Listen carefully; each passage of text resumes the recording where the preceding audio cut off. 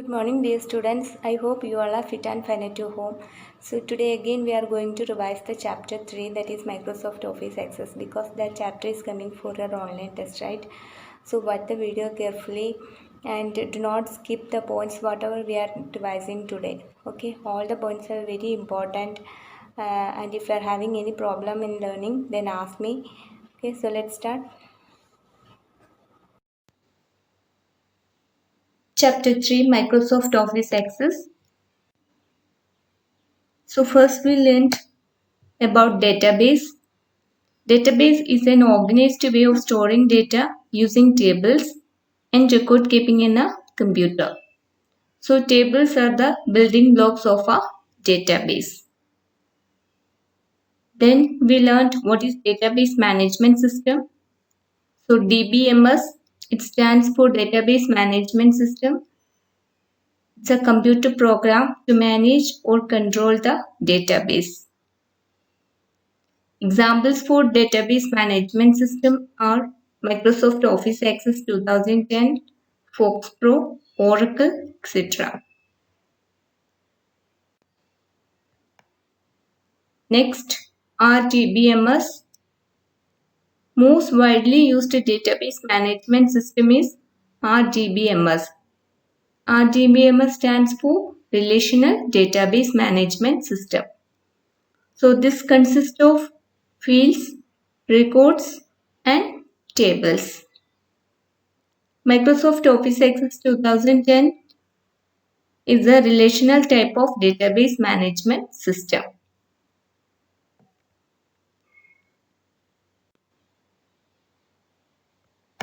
Objects of Microsoft Office Access 2010. There are 4 objects: tables, forms, queries, and reports.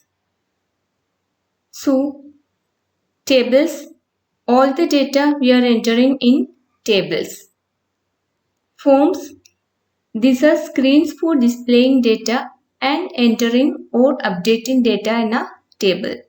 So in fourth chapter we are learning about this forms, queries and reports. So forms are the screens for displaying data and entering or updating data in a table. Queries, it displays the records that match certain criteria. And reports, this displays the formatted output. You can also take printout of reports.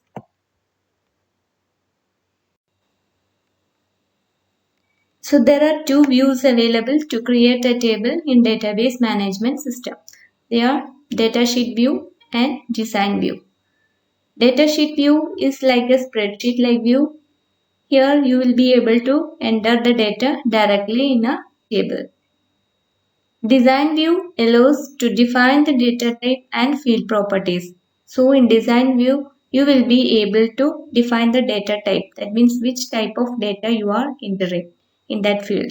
And also you will be able to define the field properties. Next, different data types for creating a table. So in design view, we will be able to define the data type and also field properties. First, we will look at data types. First, text.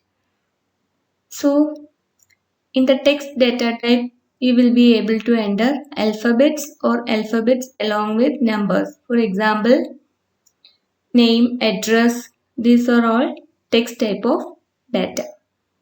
Next, number stores any numerical value. For example, marks, class, age, height, weight, etc. These are all numerical values. So it will come under number data type. Next, auto number.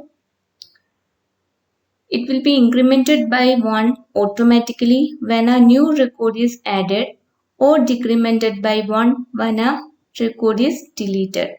So in the name itself we will be able to identify auto number. The number will be automatically updated. That means if you add a new record, it will be automatically incremented by 1, and if you delete a record, it will be automatically decremented by 1. Next, date or time. So it updates date or time automatically. Next, memo. It can store short messages up to 64,000 characters. So short messages type data can be updated in memo data type. Next, currency for storing prices, rates, etc. Okay. Next, yes or no data type. It defines yes or no entry for the field. You can either enter yes or enter no for this field. That is yes or no data type. It depends upon the field. What type of field you are creating.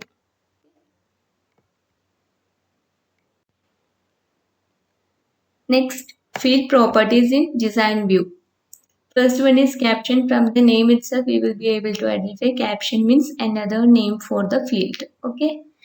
Default value. Data will be automatically updated if you set up a default value for a field. Next, required defines whether a data entry is needed or not in the field. Suppose if you are setting up the required property as yes, then you must have to enter a value in that field. If you are setting up as no, then you no need to enter any value in that field. I have shown all these things in practical session. Next, validation rule. So you can create an expression against the data entered. You can check the data.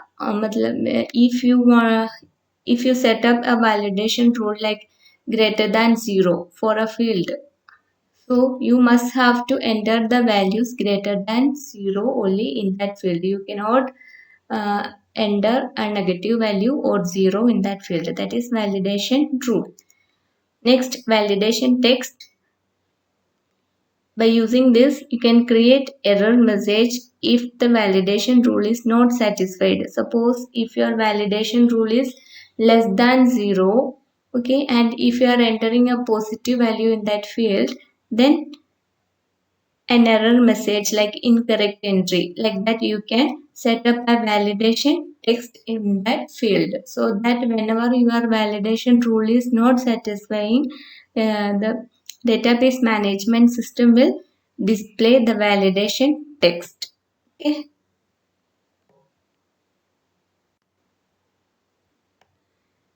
The last topic, primary key.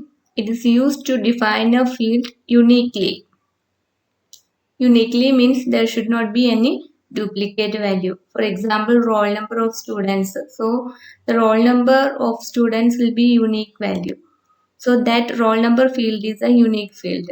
So that field you can set up as a primary key. Okay.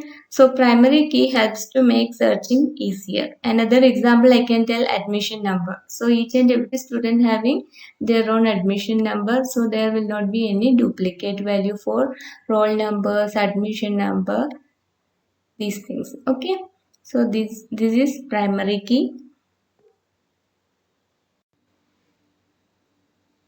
We have also learned some advantages of database management system. First one, it avoids data redundancy, means database management system avoids duplication of data. Data redundancy means duplication of data. Next, database management system reduces data inconsistency. Then it improves data integrity, and also it provides data security. So these are the some advantages of database management system. Okay. So children, that's all about the revision part of chapter 3. We have covered all the topics from chapter 3. Okay. So learn it properly. Do not skip any points that we have revised now. Okay. So wish you all the best, and also wish you a very happy Independence Day. Thank you.